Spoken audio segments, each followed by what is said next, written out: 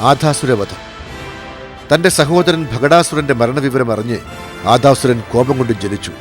തന്റെ സഹോദരന്റെ മരണത്തിന് പ്രതികാരം ചെയ്യുവാൻ വേണ്ടി ബാലനായ കൃഷ്ണനെ വധിക്കുവാൻ അദ്ദേഹം തീരുമാനിച്ചു.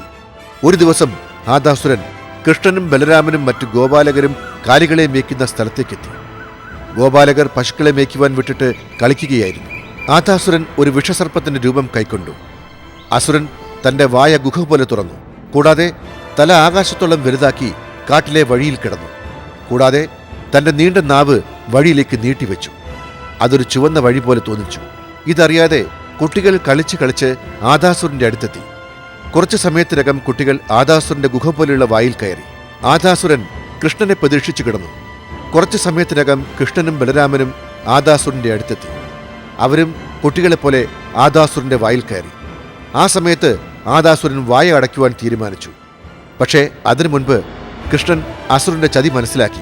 അതുകൊണ്ട് കൃഷ്ണൻ തന്റെ ശരീരം വലുതാക്കുവാൻ തുടങ്ങി. പെട്ടെന്ന് തന്നെ ശ്രീകൃഷ്ണൻ ആദാസുരന്റെ വായേക്കാളും വലുതായി. ആദാസുരന് ശ്വാസമെടുക്കുവാൻ സാധിക്കാതെ വന്നു. ആദാസുരൻ വേദന കൊണ്ട് കരഞ്ഞു. ആദാസുരന്റെ വായിൽ നിന്ന് രക്തമൊഴുകാൻ തുടങ്ങി. അവസാനം ശ്വാസം കിട്ടാതെ ആദാസുരൻ മരിച്ചു.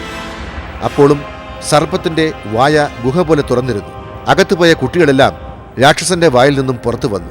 ഈ രീതിയിൽ ശ്രീകൃഷ്ണൻ ഒരു രാക്ഷസനെ വധിച്ചു. അങ്ങനെ ഭൂമിയെ അധർമ്മത്തിൽ നിന്നും രക്ഷിച്ചു.